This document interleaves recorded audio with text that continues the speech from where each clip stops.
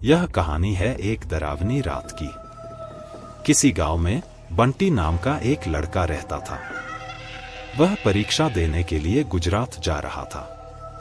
ठंडी का दिन था। चारों तरफ से कोहरा छाया हुआ था। आमने सामने भी कोई नहीं दिख रहा था। पूरे 15 घंटे के बाद वह गुजरात पहुंच गया था। एक डरावनी रात। परीक्षा अगले दिन थी, इसलिए वह एक होटल में रहने के लिए सोचा। रात हो गई थी और कहीं भी उसके बजट में सस्ता होटल मिल नहीं रहा था। काफी ढूंढने के बाद उसे एक सस्ता होटल मिला।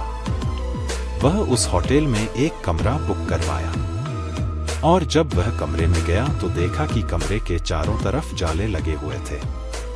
ऐसा लग रहा था कि यह कमरा काफी सालों से बंद पड़ा था और कमरे के अंदर का माहौल एकदम डरावना और सुनसान लग रहा था। लेकिन उसने ये सब नजरअंदाज कर दिया और होटल से खाना मंगवाया और खा पीकर सोने चल दिया। जब वह सो रहा था तो लगभग रात के 1 बजे के करीब उसे किसी के पायल की घुंघरू की आवाज सुनाई दी। वह रात थी एक डरावनी रात। बंटी तुरंत नींद से उठ गया और जल्दी से खिड़की के पास गया, ये पता करने के लिए को इतनी रात को किसकी पायल की आवाज सुनाई दे रही है और इस सुनसान रास्ते में कौन आधी रात को घूम रहा है, क्योंकि वहां होटल में बंटी और मैनेजर के अलावा कोई भी नहीं था। तो ये फिर किस औरत की पायल की आवाज सुनाई दे रही है।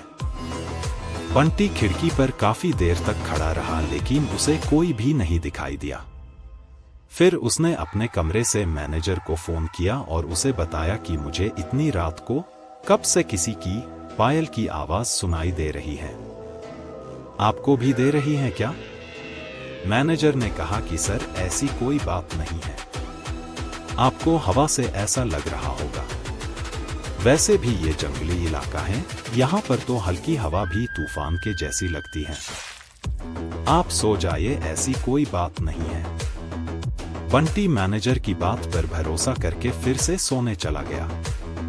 कुछ देर बाद उसे दोबारा वही पायल की आवाज पहले से भी ज्यादा तेज सुनाई देने लगी। इस बार उसने अपने कमरे का दरवाजा खोला और सीधा होटल के बाहर देखने के लिए चला गया।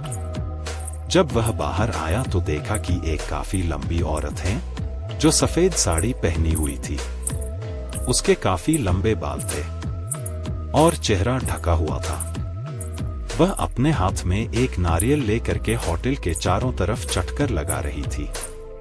ऐसा लग रहा था कि मानो अपने पायल की आवाज से किसी को बुला रही है। बंटी दौड़कर उसके पास गया कि कौन है ये औरत जो इतनी रात को यहाँ घूम रही है। लेकिन वह तुरंत ही गायब हो गई और चारों तरफ कोहरा ही कोहरा फैल गया।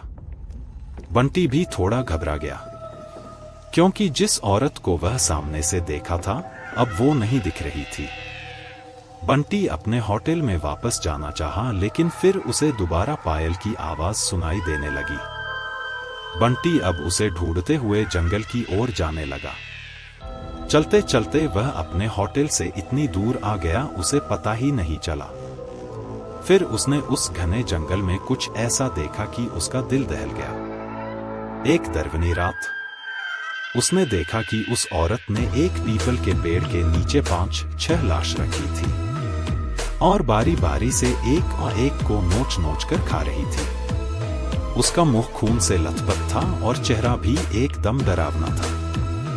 बंटी जब ये सब देखा तो उसके पांव तले जमीन खिसक गई। ये सब नजारा देखते ही उसे डर के साथ साथ रोना भी आने लगा कि वह चुड़ैल अब मुझे भी मार देगी, क्योंकि अपने पायल के आवाज से यहाँ तक तो मुझे लेकर आई है।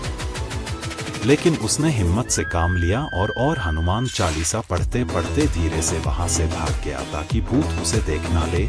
लेकिन भूत तो भूत होते हैं। बंटी जैसे ही वहां से भागने की कोशिश किया, वो चुड़ैल अचानक उसके सामने आ गई और उसे इशारों से अपने अड्डे पर ले जाने लगी, जहां पर उसने लाशें रखी थी। बंटी हनुमान जी जाप करके इतनी तेजी से वहां से भागा कि मानो जैसे उसके अंदर किसी की शक्ति आ गई हो। भागते भागते सीधा वह अपने होटल वापस आ गया। वहां थोड़ी देर रुका तो उसे एक आदमी दिखाई दिया। उसे देखकर ऐसा लग रहा था कि ये अच्छा आदमी है। वह बंटी के पास आकर बोला, अरे भाई क्या हुआ तुम्हें, इतना डरे हुए क्यों हो? बंटी ने सारा किस्सा उस आदमी को सुनाया तो उसने बताया कि भाई तुम बहुत किस्मत वाले हो कि आज तुम बच गए। वो भूत किसी को भी नहीं छोड़ती। और तुम इस होटल में क्या कर रहे हो? इसको तो बंद हुए काफी साल हो गए। बंटी जब उस आदमी का इतना बात सुना तो उसका डर कर मारे पसीने निकले लगे।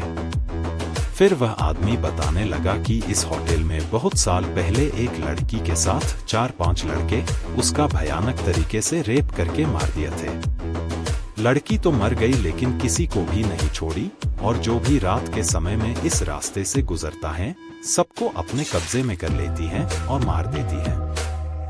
और कुछ दिन बाद इस होटल पर पुलिस का छापा पड़ा, तब से ये होटल बंद है।